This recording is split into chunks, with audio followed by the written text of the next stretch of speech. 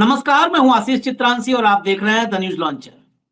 इस वक्त एक महत्वपूर्ण खबर, कथित तौर पर 35 मिनट ट्रंप और मोदी के बीच बातचीत हुई। इस पर हमने एक शो किया है कि अब तक विक्रम मिस्री के अलावा अमेरिका की तरफ से या भारत की तरफ से और कोई इस पर पुष्टि करने वाला बयान नहीं आया।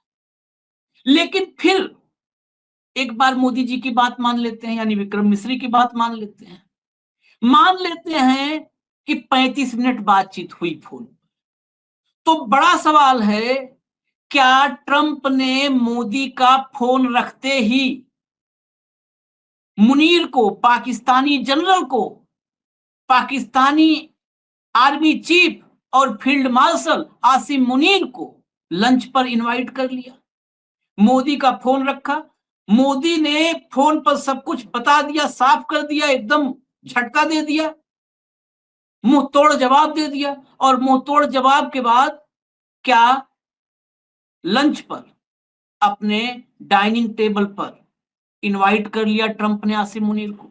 क्योंकि अब से कुछ वक्त बाद वॉशिंगटन डीसी के समय के मुताबिक अगर कहें तो 1 PM, दोपहर के 1 बजे, और उस टाइम को अगर इंडियन टाइम से मिलाएं तो वहां का दोपहर का 1 यानी यहां का रात 10:30 बजे, यानी यहां के समय के मुताबिक रात 10:30 बजे ट्रंप के डाइनिंग टेबल पर बैठा होगा आसिम मुनीर। वही आसिम मुनीर जिसके जहर उगलने के बाद भारत में पहलगाम का नरसंहार हुआ। क्या संदेश दिया, कैसा कड़ा संदेश दिया डोनाल्ड ट्रंप? सिर्फ बात यहां तक नहीं है, हमें अपने देश को भी देखना होगा पैनी नजर से। हमें इंट्रोस्पेक्शन करना होगा, आत्ममंथन करना होगा, आत्मावलोकन करना होगा, अपने भीतर झांकना होगा। हमारी मीडिया कैसे प्रोपोगेंडा मशीनरी बन चुकी है, यह देखना होगा। और इस कदर बेशर्मी कि हमारे देश की मीडिया ने अपना मुंह खुद काला किया है। आपको दिखाता हूं, अपना मुंह हमारी मीडिया ने काला किया, खुद काला किया है। और मुंह काला करना हमारे समाज में सबसे ज्यादा अगर निकृष्टतम स्तर होता है तो मुंह काला करना होता है। तो अपना मुंह खुद काला किया है। लंच पर ट्रंप के साथ बैठने से पहले, यानी खाना की थाली आने से पहले, निवाला मुंह में जाए हलक के नीचे उतरे, उससे पहले मुनीर ने भारत के खिलाफ जहर उगला है। और इस कदर जहर उगला है कि भारत के 2 टुकड़े करने की बात किया अमेरिका में खड़ा होकर।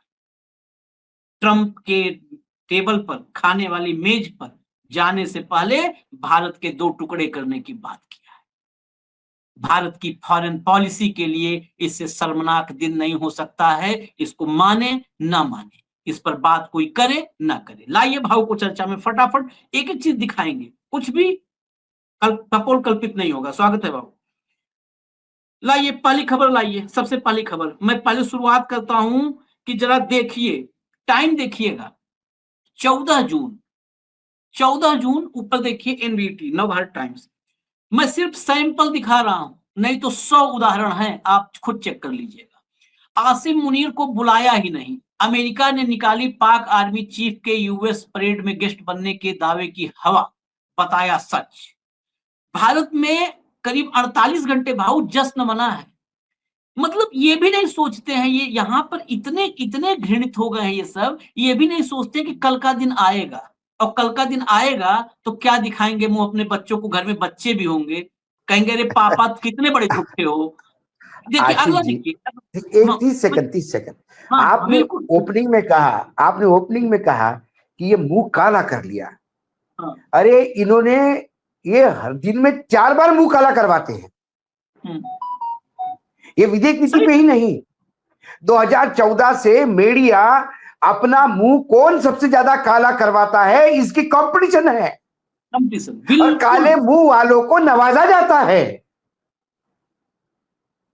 ये भेड़िए हैं पत्रकारिता के आड़ के पीछे, जो ये पत्रकारिता का नाम बदनाम कर रहे हैं। अपने देश को आप धोखे में रखने के लिए। अगले दिखाइए, मैं सैंपल दिखा रहा हूं, सैंपल ये देखिए, हिंदुस्तान, ये सब हमारे देश में लोग पढ़ते थे पहले खबरों के लिए। अमेरिका ने आर्मी डे पर पाक सेना प्रमुख आसिम मुनीर को नहीं बुलाया, व्हाइट हाउस ने दी सफाई। बताइए, व्हाइट हाउस ने सफाई दी। चलिए अगला, आगे लाइए। ये देखिए अडानी का चैनल है। पाकिस्तानी जनरल मुनीर पर अमेरिका ने दी सफाई तो बीजेपी ने कांग्रेस से की माफी की मांग। अब आज कौन अभी भाव बताएंगे, आज माफी मांगे कि क्या करें सब। आइए अगले अगला। हाँ, फिर वही अडानी का चैनल, हमने तो नहीं बुलाया, बिन बुलाए मेहमान पाक आर्मी चीफ मुनीर की अमेरिका ने फिर कर दी किरकिरी। अब हटा दीजिए, इतना सैंपल बहुत है, मैं कह रहा हूँ 100-200 अगर खाली स्क्रीनशॉट ही दिखाए। अब जरा आते हैं खबर पे। फिर आज देखिए यही मुंह काला करवा रहे हैं। आज की खबर दिखाइए, खबर दिखाइए। अमेरिकी राष्ट्रपति ट्रंप के साथ पाक फील्ड मार्शल आसिम मुनीर करेंगे लंच, कांग्रेस ने जमकर साधा निशाना। हटा दीजिए, निशाना क्या साधा, हम कांग्रेस पर चर्चा नहीं करते क्योंकि ये उस लायक के लोग भी नहीं है। लाइए पीटीआई दिखाइए, भारत की न्यूज एजेंसी है। देखिए story, US president Trump to host Pak army chief for lunch. ये होस्ट मेजबान है, आसिम मुनीर के लंच की मेजबानी डोनाल्ड ट्रंप कर रहे हैं। ये हमारे लिए सामान्य खबर नहीं है, इसको दिखाएंगे नहीं सर। अगला लाइए स्क्रीनशॉट, अगला लाइए। अब वो पोजीशन भी दिखा देते हैं, तब चर्चा पे आगे चलेंगे। अमेरिका पहुंचते ही पाकिस्तानी आर्मी चीफ आसिम मुनीर ने दिखाई औकात, उगला जहर, बोले भारत तोड़कर, मतलब भारत तोड़ेंगे, 1971 का बदला लेंगे हम, भारत तोड़कर मानेंगे, ये कह रहा है पाकिस्तान में खड़ा होकर के। अगला लाइए, ट्विटर की खबर, ये बहुत जरूरी है। पाकिस्तान के एक वरिष्ठ पत्रकार अयाज सैयद ने एक टॉक शो में बताया कि पाकिस्तानी सेना प्रमुख सैयद आसिम मुनीर ने अमेरिका में दिए गए अपने भाषण में कहा कि वे भारत को तोड़कर 1971 की जंग का बदला लेंगे। वाशिंगटन में मौजूद भारतीय नागरिक नोमान मुगल ने भी दावा किया कि मुनीर ने कहा कि हमने चीन के साथ मिलकर भारत के खिलाफ जंग लड़ी है। अब देखिए कुछ भी हिडन नहीं। सैयद आसिम मुनीर ने कहा कि पाकिस्तान ने भारत के खिलाफ 5 स्तरों पर जंग लड़ी है, जिनमें साइबर वारफेयर भी शामिल है। उन्होंने दावा किया कि पाकिस्तानी हैकरों ने भारत के 70% ग्रिड स्टेशन हैक कर बंद कर दिए। साथ ही यह भी कहा कि पाकिस्तानी ड्रोन दिल्ली और गुजरात तक पहुंच गए थे। मुनीर ने एक और दावा करते हुए कहा कि भारत की ट्रेन व्यवस्था को भी हैक कर लिया गया। हालांकि इन दावों का अब तक कोई सबूत नहीं दिया है और भारत की ओर से भी अब तक इस पर कोई प्रतिक्रिया नहीं आई है। आखिरी लाइन ध्यान रखिएगा, भारत की ओर से कोई प्रतिक्रिया नहीं आई। ठीक, अगला जो मैं दिखाने वाला हूं भाव, ये देखिएगा, ये बहुत महत्वपूर्ण है। ये जब अभी आप आगे इस कथा को बढ़ाएंगे तब इसमें बहुत महत्वपूर्ण है। आसिम मुनीर ने अमेरिका में दिए गए अपने भाषण में कबूल किया कि भारत के खिलाफ लड़ाई में पाकिस्तान को चीन से हथियार और सैन्य उपकरण मिले थे। First point. दूसरा, उन्होंने दावा किया कि पाकिस्तान ने इन हथियारों का ऐसा इस्तेमाल किया कि चीन भी उनकी तैयारी से प्रभावित हुआ। दूसरा पॉइंट, इस दौरान मुनीर ने आतंकवाद के मुद्दे पर अमेरिका को जिम्मेदार ठहराया। सोचिए, खाना खाने जा रहा है, उसके पहले उसी अमेरिका में खड़ा होकर के अमेरिका को जिम्मेदार ठहराया। उन्होंने कहा कि अफगानिस्तान में सोवियत संघ के हमले के बाद अमेरिका की मदद से पाकिस्तान में जिहादी कल्चर पनपा और यही आगे चलकर कई आतंकी संगठनों की जड़ बना। बस हटा दीजिए। सोचिए, मैं ये कह रहा हूं कि डिप्लोमेटिक से हम क्या खड़े हैं, हम कहा तो अमेरिका गाली दे के वहीं पे लंच कर रहा है। आशीष जी, एफएटीए के ग्रे लिस्ट में नहीं आने के लिए पाकिस्तान आतंकवाद से अपने आप को दूर बताता है और यही मुनीर अब अमेरिका के धरती से एफएटीए की ग्रे लिस्ट से बाहर आने के बाद ये कहता है कि हमारे यहाँ आतंकी संगठन पनपे तो अमेरिका के हिसाब से। इनके सारे दावों में कितना सच कितना गलत ये तो आप विश्लेषण करेंगे, लेकिन मोटे तौर पे जो उन्होंने अमेरिका को जिम्मेदार ठहराया वो यकीनन अमेरिका ही जिम्मेदार है। अफगानिस्तान में तालिबान को मजबूत किया लड़ने के लिए, और फिर जब रशिया चला गया, तालिबान के जो लड़ाकू है उनको कोई काम नहीं है, वो भाड़े पे अब पाकिस्तान उठा रहा है भारत के खिलाफ। उन्होंने कहा कि हमने जंग कई जगह पे लड़ी है, हमने साइबर हैक किया है, साइबर हैकिंग करवाई है, हमने ट्रेन उनकी हैकिंग करवाई है, हमने ये करवाया वो करवाया। पाकिस्तान यही करेगा क्योंकि आमने सामने लड़ने का औकात नहीं। ये वो नपुंसक देश है जिसे अपने घर में वारिस पैदा करने के लिए पड़ोस की जरूरत पड़ती है, उन्हें चीन का हथियार लेने का उपयोग करने का बहाना। लेकिन क्या पूरे विश्व समुदाय के सामने ये बता पाए हम कहां फेल हो गए? ये शशि थरूर जो जुल्फे घुमा घुमा के घूमता है और बड़े अंग्रेजी में लच्छेदार शब्द बोलता है, वो अमेरिका में जाके वो क्यों नहीं व्हाइट हाउस जा पाया? ये अमेरिकन गवर्नमेंट की खबर थी कि मुनीर को 250वें सैन्य दिवस पर अमेरिका में बुलाया गया मेहमान की तरह। ये खबर पे हमने शो भी किया था और हमने शो किसी के कहने पे नहीं किया था, हमने शो अमेरिकन गवर्नमेंट के उस इनविटेशन पे किया था। उसके बाद ये सरकार से परोसी गई खबर थी कि व्हाइट हाउस ने मना किया। सरकार अपनों वालों को तो अपॉइंटमेंट नहीं दिलवा पाई और अमेरिका का फील्ड मार्शल वहां जाके लंच करता है। ये किरकिरी करने के लिए उन्होंने मैंने क्या कहना, एक डिस्क्रेडिट करने के लिए ये मिस इन्फॉर्मेशन का एक पूरा सैलाब चलाते हैं।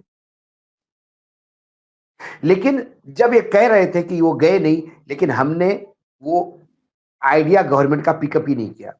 हमने बोला नाई बाल कितने अभी दिख जाएंगे जी, अभी कट के सामने आ जाएंगे। आ गए। अब यही चैनल वाले कह रहे कि लंच पे बुलाया मुनीर को। क्यों नहीं बुलाएंगे लंच पे? जिस अमेरिका का सेंट्रल कमांड का कमांडिंग ऑफिसर, जनरल रैंक का अधिकारी अमेरिका के पार्लियामेंट के सदस्यों के सामने, जो सिक्योरिटी की कमेटी है उसके सामने ये बयान देता है कि पाकिस्तान आतंक के खिलाफ लड़ने के लिए अमेरिका का सबसे विश्वसनीय पार्टनर है। तो आतंक के खिलाफ यदि विश्वसनीय पार्टनर मुनीर है तो मुनीर तो व्हाइट हाउस में लंच करेंगे। भारत की क्या औकात? ये तो बोलते हैं कि 35 मिनट प्रधानमंत्री ने बात की, 35 मिनट सुनी कि नहीं सुनी ये भी पता नहीं, कि फोन साइड के पटक रखा और ये बोलते रहे। 35 मिनट प्रधानमंत्री की हमारे ये औकात कर दी उन्होंने कि प्रधानमंत्री मेरे देश का, आज मुझे बुरा लगता है, भारत का प्रधानमंत्री ये हमारी नाक है, ये मस्तिष्क है हमारा, ये स्वाभिमान है इस देश का। सवाल मोदी जी के अपमान का नहीं, सवाल इस उप महाद्वीप के प्रधानमंत्री के अपमान का है। ये तुम्हारे और मेरे अपमान का है आशीष। हाँ, ये देश मेरा है, किसी के बाप का नहीं है। लेकिन मुझे दुर्भाग्य है कि हमारे ऐसे नाकारा नेतृत्व हमारे सामने आया है कि खुद का अपमान बार बार करवाती है और देश को लज्जित करवाते हैं। क्या 35 मिनट में आपने बोल दिया? क्या मन की बात की आपने उससे, जो मुनीर को लंच में बुला रहा है? और ये मुनीर कह रहा है चीन नहीं मुनीर साहब, पूरा अमेरिका का भंडार लेके आइए, शस्त्र भंडार। भारत की 1 इंच जमीन को छू नहीं सकते आप। भारत को तोड़ने की बात अलग है। ये तो डरपोक नेतृत्व था मेरे देश का, तो इस बार ऑपरेशन सिंदूर में ही बलूचिस्तान का काम हो जाता। और देश कैसा टूटते हैं एक बार और बताते हैं, क्योंकि मुनीर की याददाश्त कम है। बांग्लादेश का जन्म कब हुआ और कैसा हुआ उसकी आंच अभी इसने झेली नहीं, इसलिए इसकी औकात हो गई कि अमेरिका के धरती पे भारत के खिलाफ जहर उगलता है। यह हवाबाज है। बोल के बोलने से पहले तो और बता कैसा तोड़ता है भारत। चीन के भरोसे तोड़ेगा, अमेरिका के भरोसे तोड़ेगा। हमारा नेतृत्व नकारा है, मेरा सैन्य नहीं। आज भी इस देश के फौज के लिए पूरा देश नतमस्तक होता है। नाकारा नेतृत्व को भी ये फौज चुनाव, ये जंग जितवा देती है। क्योंकि मेरा जो फौजी है ना, जो अपने सीने पे गोली झेलता है, चाहे समुद्र हो, चाहे हवा हो, चाहे तपता रेगिस्तान हो या ठंड बर्फ के शिखर हो हिमालय के, उसका स्वार्थ नहीं है आशीष। उसका स्वार्थ अपने परिवार के लिए भी नहीं है। उसकी सिर्फ एक जिम्मेदारी है कि ये भारत माता की धरती पर किसी नापाक का कदम नहीं पड़ने दूंगा। मोदी जी स्वार्थी है, एक गौतम अडानी के चक्कर में देश को बेच रहे हैं। वो स्वार्थी हो सकते हैं, ट्रंप स्वार्थी हो सकता है, अपने परिवार के भले के लिए अमेरिका में घुस के बैठ सकता है। लेकिन लोकतंत्र में विश्वास रखने वाले लोग पाकिस्तान को चिमटे से नहीं छुएंगे। क्योंकि जहां लोकतंत्र की रोज हत्या होती हो, जहां मानव अधिकार नाम की कोई चीज हो ही नहीं, वो मुल्क जीतने की बात करती है तो हंसी आती है।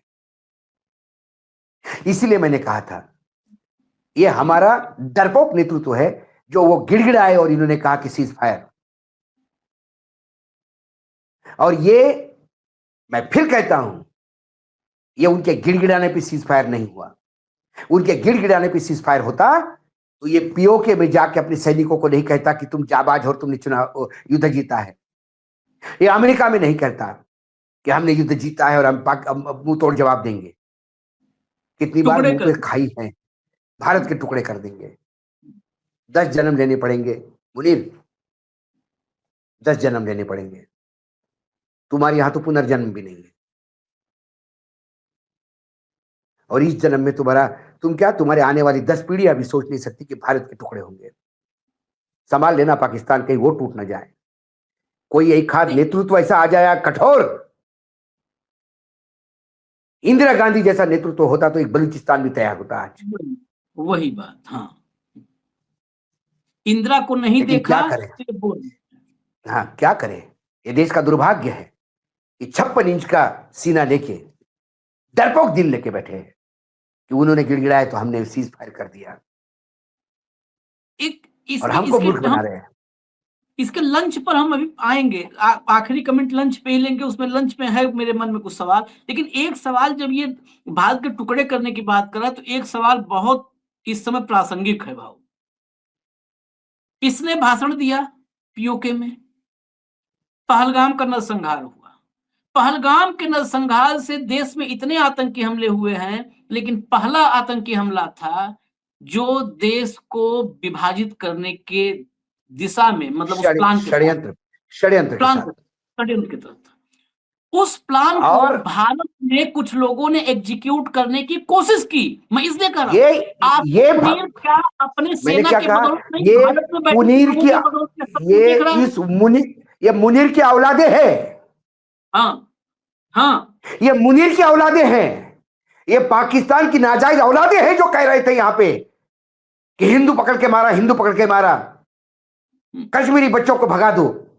ये उस मुनीर की नाजायज औलाद है जो ये कह रहे थे। हम पहले दिन से कह रहे थे आशीष, ये पाकिस्तान का यदि गेम प्लान है तो ये भारत देश के गेम प्लान को सक्सेस नहीं होने देगा।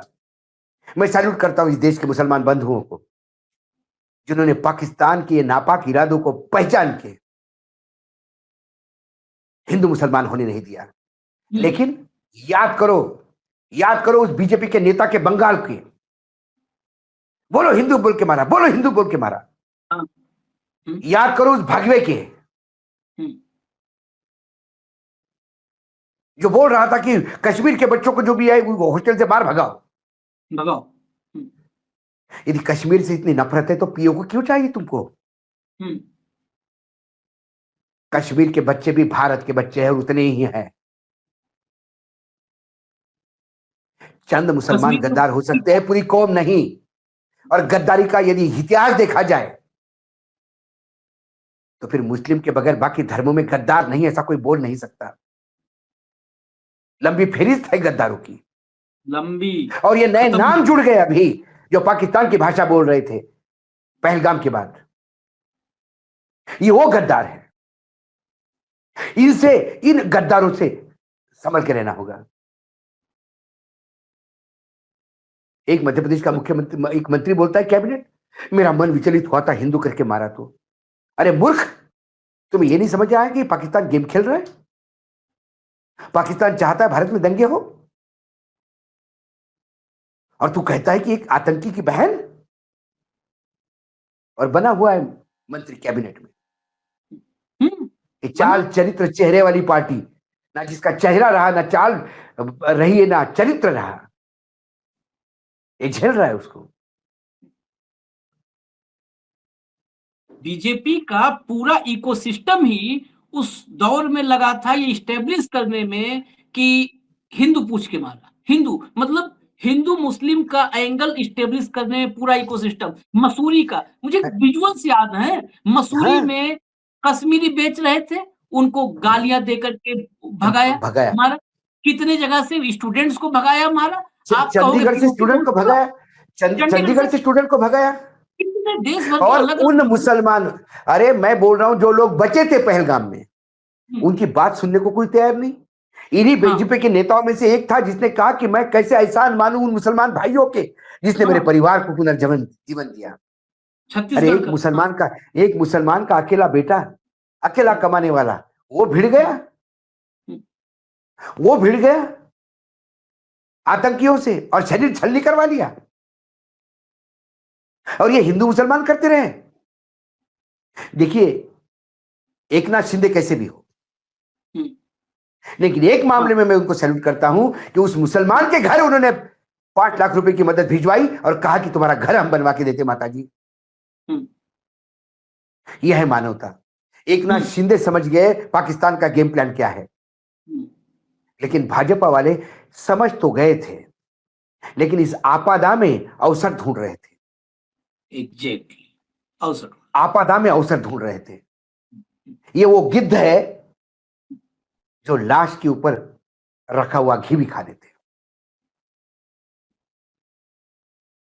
ये आज उसकी बोलने की, आज उनकी, क्योंकि उनको मालूम, पाकिस्तान को मालूम है भारत में क्या राजनीति चल रही है, और उसी राजनीति में जहर घुलने का प्रयास वो करते हैं। वही मुनीर बोल रहा है। ओवैसी का हमने बहुत राजनीतिक रूप से तमाम फैसलों पर सवाल उठाए हैं, लेकिन ओवैसी ने पहलगाम के बाद ओवैसी ने जो भूमिका अदा की इस देश के लिए, मैं तो कहता हूं एक नया रोल मॉडल बना। रोल मॉडल है। नहीं, एक बात और मैं बता दूं, ओवैसी के विचार कोई भी हो, वो एक कम्युनिटी को बिलोंग करते हैं, वो एक कम्युनिटी की राजनीति करते हैं। और उसमें क्या है, बीजेपी वाले भी तो हिंदुओं की राजनीति करते हैं ना, तो मुसलमानों की राजनीति करते हैं। ठाकरे मराठों की राजनीति करते हैं, शरद पवार मराठों की राजनीति करते हैं, ठाकरे मराठी की राजनीति करते हैं, कोई ओबीसी की राजनीति करता, बहन जी पिछड़ों की राजनीति करती है, कोई कुर्मी की राजनीति करता है, तो कोई बंगाली अस्मिता बेचता है, कोई दक्षिण की अस्मिता बेचता है। बेच तो सभी रहे ना, लेकिन जब देश पे आती है तो फिर मैं किस कौम से हूं ये भूल जाता है ओवैसी। और ये पहली बार नहीं, 10 बार ओवैसी जी ने बता दिया है कि भारत का मुसलमान की चिंता पाकिस्तान ना करे। भारत में पाकिस्तान से ज्यादा मुसलमान सुखी है। ये तो भारत से बैठ के, पाकिस्तान में बैठ के बोला कि आप हमारी चिंता ना करो, आपसे ज्यादा हम सुखी है और आपसे ज्यादा अधिकार हमारे पास है। इस पाकिस्तान में कोई हिंदू पूछ बोल नहीं सकता सरकार के खिलाफ, लेकिन मैं सरकार के खिलाफ खड़ा होकर दहाड़ता हूं, ये भारत ने दी हुई मेरे को आजादी है, हमारी चिंता मत करो। तो ऐसे संकट के समय ये नहीं, मैं यही कह रहा हूं कि देखिए, मैं बार बार कह रहा हूं, जब से जयशंकर आया तब से डिप्लोमेसी की ऐसी तैसी हो गई। नौकरशाह दिए हुए आदेशों का पालन करता है। उसको खुद करने के लिए बोला जाए तो वो कुछ नहीं करता। वो गूगल है, उसको सवाल पूछो, गूगल बता दे यहां से लखनऊ कितना दूर है, वो बता देगा। लेकिन गूगल के सामने बैठ के ऐसा मन में विचार करोगे कि लखनऊ कितना दूर है, तो गूगल नहीं बताएगा। गूगल नहीं बताएगा जब तक आप पूछोगे नहीं। न लखनऊ लेके ना जाएगा गूगल लखनऊ लेके जाएगा। सवाल जो हम शुरू किए थे जहां से, वहीं पर आते हैं। मोदी, मैंने कहा था उस समय, मान लेते हैं फोन किया, मोदी 143 करोड़ की आबादी, दुनिया की सबसे बड़ी आबादी वाले देश के प्रधानमंत्री हैं। दुनिया में चौथी इकोनॉमी हुई या नहीं हुई इस पर बहस अलग विषय है, लेकिन चौथी इकोनॉमी मान लीजिए, अब तो कगार पर है, चौथी इकोनॉमी। उस देश का प्रधानमंत्री अमेरिकी राष्ट्रपति को फोन करता है, और भारत और पाकिस्तान के जो संबंध हैं और इस वक्त का तनाव, इस परिस्थिति को ध्यान में रखिए। मैं मान लिया फोन किए थे, उस फोन के बाद तो पाकिस्तान जैसे आतंकी और टुच्चे देश का फील्ड मार्शल, उसका लंच तो कतई नहीं रखता कोई राष्ट्राध्यक्ष, कतई नहीं रखता कि यार अभी मोदी जी से बात हुई है, भारत का प्रधानमंत्री है, उससे बात हुई है, इतना बड़ा मुल्क है, डेमोक्रेटिक वैल्यूज को मानता है, मानवीय मूल्यों को मानता है, इतना मतलब कल सांस्कृतिक सामाजिक हर तरीके से इतना रिच देश है, कंट्री है, उसके प्रधानमंत्री से बात हुई है, इस आतंकी जिससे उसका टकराव है, इस आतंकी देश के मुखिया से, सेना मुखिया से तो नहीं मैं बात करूंगा और नहीं लंच करूंगा इसके साथ। फिर मैं उसी लंच से जोड़ रहा हूं, वो लंच और वो फोन, ये दोनों कनेक्ट मेरे निगाह में हो रहे हैं। वो कैसा फोन था, फोन के बाद भी लंच करेगा, वो कैसा फोन था, क्यों लंच करेगा? वो औकात ही नहीं मानता है आशीष। भारत की औकात नहीं है उसके सामने कुछ। भारत को एक टुच्चा देश मानता है वो, और हमारा अपमान करवाने के लिए, हमारी ये स्थिति करवाने के लिए हमारे नेता उसके लिए रिस्पॉन्सिबल है, जिम्मेदार है। नहीं तो जब भारत आजाद हो गया, तब तो भारत बहुत गरीब देशों में एक था, अंग्रेज सब लूट के चले गए थे, तब भी भारत की अस्मिता बनी रही। नेहरू जी गए, शास्त्री आए, युद्ध हुआ पाकिस्तान के साथ, तब भी भारत की अस्मिता एक बनी रही। इंदिरा जी आई, गरीबी हटाओ का नारा, देश लड़ रहा है, अंदरूनी सियासी हलचल है। उसके बाद जिस अमेरिका के गेहूं पे हम डिपेंड करते थे, उसी अमेरिका को आंखें दिखा के आ गई, अस्मिता बनाए रखी। राजीव गांधी आए, जिनको छाता लेके अमेरिका का राष्ट्रपति रिसीव करता है। मनमोहन सिंह जी प्रधानमंत्री बने, जिसके लिए ओबामा कहता है कि रिस्पेक्टेड सर, देश के हर देश का राष्ट्रपति, वो राष्ट्राध्यक्ष उसको इकोनॉमिकल प्रॉब्लम लेके जाता है। अटल जी प्रधानमंत्री बने, पूरे विश्व में डंका बजा, लेकिन अटल जी को जाके वहां अपना सम्मान नहीं करवाना पड़ा, क्योंकि अटल जी विदेश मंत्री थे तो पूरे विश्व में डंका बजा के आए थे। यूनाइटेड नेशंस में जब अटल जी बोले तो पूरा विश्व स्तब्ध होकर सुन रहा था। उन्हें पता था प्रधानमंत्री कौन। ये दुर्भाग्य है, वर्तमान नेतृत्व इतना नाकारा साबित हुआ कि हमारे दुश्मनों को गोद में बिठा के हमें लताड़ा जाता है, और हम हमारे देश में खुद का महिमा मंडन करवाते हैं अपने ही चार ताली बजाने वाले पेरोल पे रखे हुए लोगों के, कि बहुत बढ़िया, बहुत बढ़िया, बहुत बढ़िया। पता नहीं पूरा देश कव्वालों की टोली हो गया है, सब ताली बजा रहे, थाली बजा रहे, और जिनको बुरा लग रहा है उनको बताने की जगह नहीं। ये क्रोध व्यक्त क्यों होता है? इसीलिए होता है क्योंकि हम असहाय महसूस करते हैं अपने आप को। मुनीर इतनी बड़ी बात बोल जाए और आज सब चुप है, मुनीर के इस पे चुप है। लंच सबसे बड़ा डिप्लोमेटिक फ्लेवर है। और एक बात और आखिर में, बस इसी पे चर्चा खत्म करेंगे। ठीक है, हम राजनीतिक व्यवस्था पे चर्चा कर रहे हैं, मोदी पर, जयशंकर पे चर्चा कर रहे हैं, हमें अपने भीतर भी झांकना।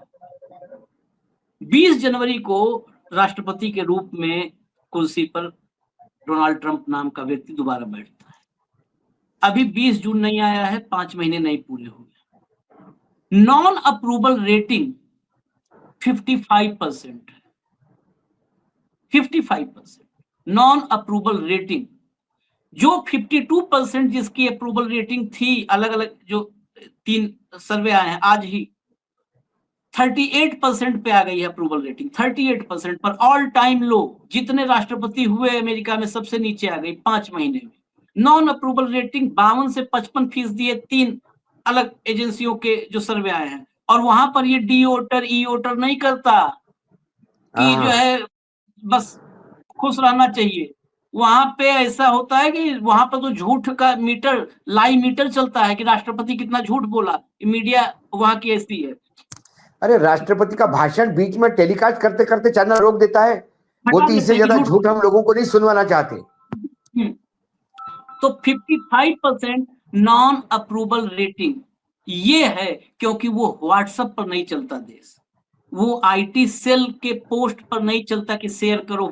जो है ट्रंप 5 महीने में इतनी नीचे। और एक आंकड़ा और बहुत चौंकाने वाला है, रिपब्लिकन पार्टी का नेता है। और जो सर्वे भी आया, ईरान के साथ युद्ध हो या ना हो, ट्रंप के खिलाफ, मतलब ट्रंप के मत के विपरीत 53% रिपब्लिकन सपोर्टर है। रिपब्लिकन, आप कल्पना कीजिए, ये होती है डेमोक्रेसी। अमेरिका को अगर कोई बचाया है तो वहां की जनता जो डेमोक्रेटिक वैल्यू के साथ वो बचाइए, नहीं तो ट्रंप जैसे लोग डुबा चुके होते। लेकिन वहां की जनता डूबने नहीं देगी। ट्रंप जैसे लोगों को 4 साल का कार्यकाल होता है, वही पूरा कर ले तो बहुत बड़ी बात होगी, बहुत बड़ी बात होगी। 4 साल ऐसा आदमी पूरा कर पाए तो। और अगर कर भी लिया तो फिर बार बार दिन नहीं बहुरेंगे, फिर छुट्टी होगी। ये अंतर है। इसलिए डेमोक्रेसी, कोई लोकतंत्र महान और चिरंजीवी कब होता है, दीर्घजीवी नहीं, चिरंजीवी कब होता है, जब वहां जनता हमेशा कहा, से नहीं मैंने क्या कहा, किसी भी लोकतंत्र के लिए, देखिए आंबेडकर जी ने बहुत बढ़िया कहा था, मैंने बहुत बढ़िया संविधान दिया है, लेकिन ये संविधान किसके हाथ में जाता है, उससे संविधान का अच्छा होना या बुरा होना होता है। और वो लोगों के हाथ में है, किस नेता के हाथ में देंगे। उन्होंने कहा कि मुझे डर है कि ये देश में व्यक्ति पूजा होती है, और जब व्यक्ति पूजा होने लगती है तो जिसकी पूजा होती है वो तानाशाह का रूप लेता है। बाबा साहेब आंबेडकर के 75 साल पहले बोले हुए शब्द आज साकार होते हुए दिखाई देते हैं। इंदिरा जी के इमरजेंसी में साकार होते हुए दिखाई दिए, क्योंकि जब इंदिरा इज इंडिया का नारा लगा तभी इंदिरा जी की समाप्ति की शुरुआत थी। जो मोदी है तो मुमकिन है बोलने वाले लोग पैदा हो गए, और मोदी जी खुद को अविनाशी कहने लगे, नॉन बायोलॉजिकल कहने लगे, तभी इस देश में लोकतंत्र की उल्टी गिनती शुरू। बिल्कुल। और यही आप लोग को, बस आप लोग को समर्पित है ये शो भी, कार्यक्रम भी। आप लोग सोचिए, जब मंच से कोई व्यक्ति करे मोदी हैं तो हो जाएगा ऐसा, मोदी हैं तो मुमकिन है, ये जो गूंज है ना, ये अहंकार से भरी हुई है। और अहंकार तो रावण का नहीं रहा। हम लोग के तो घर घर में का सिखाया जाता है कि बच्चा हमेशा विनम्र रहिए, बेटा बच्चों को सिखाते हैं, क्योंकि अहंकार तो रावण का नहीं रहा, यही कहा जाता है। तो बस यही कह के हम भी आपसे इजाजत लेंगे।